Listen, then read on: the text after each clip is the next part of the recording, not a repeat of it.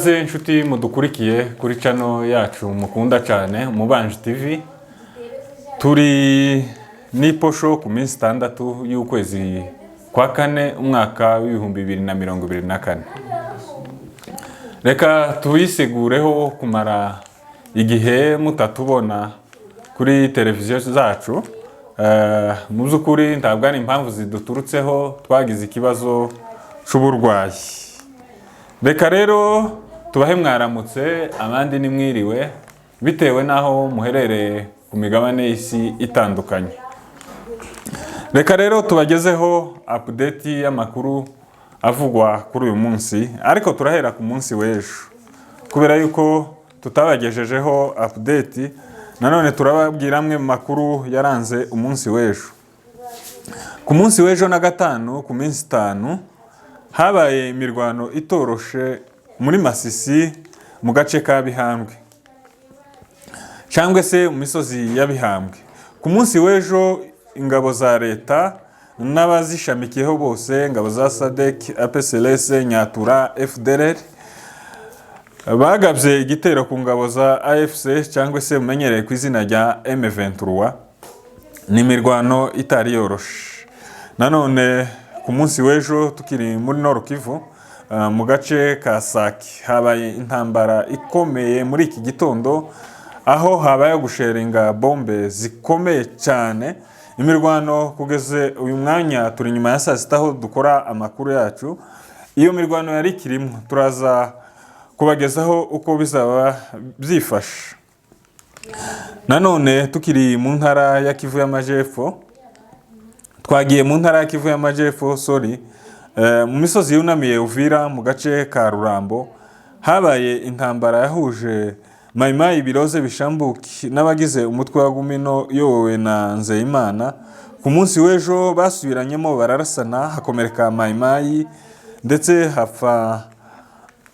hakomereka Maimai ninshi hapfamwo n'undumwe. Mu tukiri muri ako gace ahitwa Gatobwe mu gace ka Kabonjo habaye intambara ya Maimai aho yaje kunyaga inka. Nanone amakuru yacu reka dukomoze mu bihugu by'abaturanyi. Mu gihugu cy'u Burundi ku munsi w'ejo hagaragaye amakamyo agera muri 4 yara yikoreye imipanga bita za sinamakosa, aho yari imaze iminsi inyanyagizwa mu mihingo yose y'u Burundi ihabwa urwaruka rwa CNDD FDD.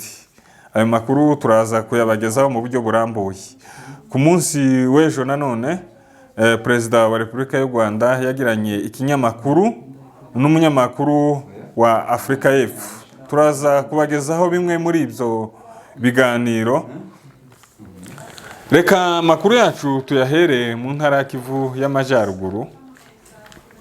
Ku munsi w'ejo muri Bihambwe, aho ni muri teritwari ya Masisi ugana ku izone ku muhanda ujaza Warikari, habaye intambara itoroshe.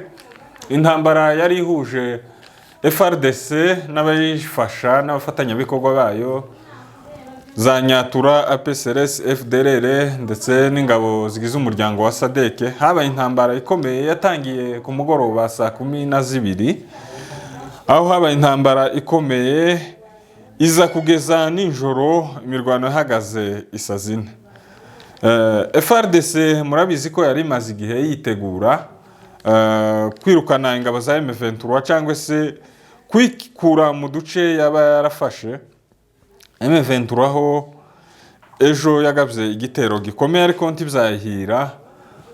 Ingabo za AFC zarabirukanye zibigize imbere ariko ntizakomeza kubakurikira, baragaruka basubira inyuma. FARDC yari yaje ituruka mu misozi itandukanye za Rubaya, za Kiziba ndetse na Kinigi, naho M23 yari hakuno yaho yari za Kagundu ndetse na Mushwa n'indi misozi yose ikikije Bihambwe. Ariko nanone FARDC iyo mirwano ntabwo yaje yihira kuko M23 yabirukanye ibasubiza inyuma, irabirukana ibasubiza iyo baje bava, nanone ntiyabakurikira. Urugamba mu by'ukuri rutari rworoshe rwaje kurangira isa 4 zishira saa 5 z'ijoro imirwano yari ikirimo, kuko ijoro ryari rigiye M23 yanze kuguma kwa advancinga kuko Bihambwe iri mu kibaya, batinye sharing kuko ari ikibaya. Basubira inyuma rero aho baje baturuka cyangwa se aho bari bari mu maposition yabo. Nanone uyu munsi hazindutse imirwano ikomeye mu gitondo cy'itariki 6 none n'iposho muri Sake. Leta nanone yazanye imbaraga muri ya gahunda yayo yo kureba uburyo yakura M23 mu bice yaba yarigaruriye. Nanone iyo mirwano mu by'ukuri ntiyari yoroshe, iracarimo aho dukora iki kiganiro, intambara iracarimo, turaza kubaha matokeo yuko bizaba byifashe. Reka tuje mu gihugu cy'u Burundi. Mu gihugu cy'u Burundi ku munsi w'ejo hagaragaye amakamyo yuzuye imipanga bita sinamakosa. Ni imipanga imaze igihe uhereye mu mpera z'ukwezi kwa 3 kurangiye. Leta y'u Burundi ya CNDD FDD yagumye itanga iyo mipanga mu gwaruka mu mihingo yose y'u Burundi, cyangwa se nk'uko twabisobanura mu bice bitandukanye, iha urubyiruko rugize CNDD FDD. Ariko abantu benshi bibaza kuri iyo mipanga, ibateye impungenge mu by'ukuri, nk'uko tubibona ku mbuga nkoranyambaga za WhatsApp na za Twitter. Abantu benshi bagize impungenge y'iyo mipanga kuko batazi ico igiye gukora. Ariko leta y'u Burundi yo ivuga kuko ngo ibafasha kwivuna umwanzi aho azaba aturuka hose, cyangwa se izabafasha mu guhangana n'aduyi aho yava hose. Tubibutse ko iyo mipanga yaje iva mu gihugu ca Tanzania, ariko ngo bakaba barayiguze n'igihugu c'Ubushinwa. Mu by'ukuri ibyo bintu biteye impungenge. Reka tuje muri Kivu y'Amajyepfo. Muri Kivu y'Amajyepfo mu gace ka Rurambo, aho bita mu Bibangwa, ku munsi w'ejo Mayimayi na Gumino n'umutwe wa Gumino uyobowe n'uwo bita Nzeyimana basubiranyemo, aho hapfuye Mayimayi umwe, hakomereka n'izindi Mayimayi nyinshi. Mu by'ukuri matokeo yandi ntituraza kuyamenya, ariko nituyamenya turayabagezaho mu zindi update ziza gukurikiraho. Nanone tukiri muri ako gace kunamuye Uvira muri Gatobwe ahitwa Kabonjo, Mayimayi ku munsi w'ejo yanyaze inka z'abaturage. Tutarabasha kumenya umubare w'izo nka niba hari n'abangiritse. Nanone turaza kuyakurikira yose tuyabagezeho uko yakabaye. Reka amakuru yacu tuyasoreze mu gihugu cy'u Rwanda. Murabizi ko mu gihugu cy'u Rwanda baribuka ku nshuro ya 30 jenoside yakorewe abatutsi mu 1994. Ariko umunsi nyirizina umuhango wo kwibuka abatutsi baje jenoside muri 1994 uzatangira ku munsi w'ejo niyinga ku minsi 7 y'ukwezi kwa 4. Ni munsi ugira 30 bibuka jenoside yakorewe abatutsi.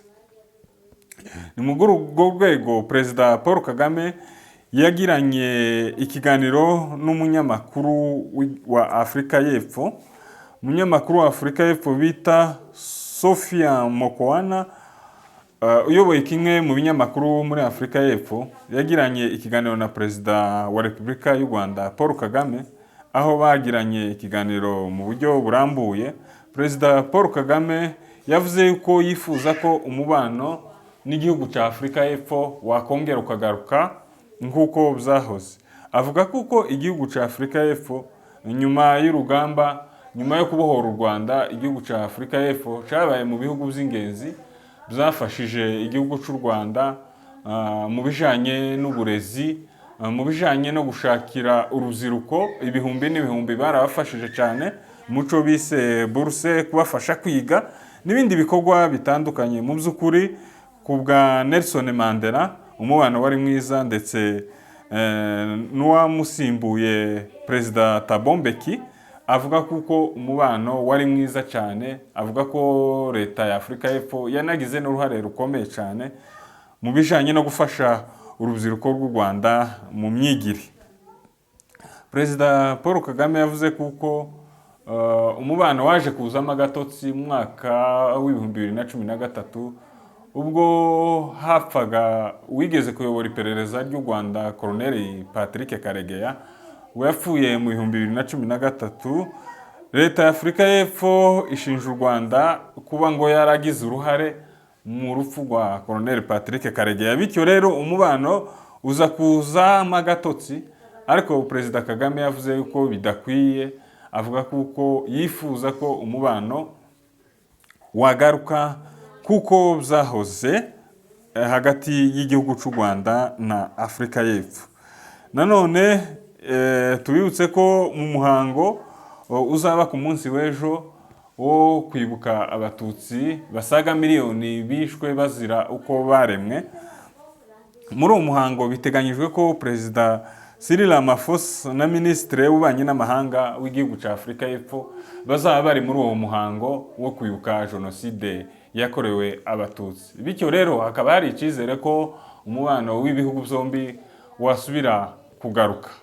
Reka dusoreze incamake yacu hano, cyangwa se amakuru twari twabateguriye, tubibutsa gukanda subscribe. Yaba ariyo nshuro ya mbere urebye ibiganiro byacu, wakanda subscribe, wa likinga, wakora na comment, kugira ngo ibiganiro byacu bize bibageraho mu buryo buboroheye. Mugire ibihe byiza, amakuru yacu nakagaruka.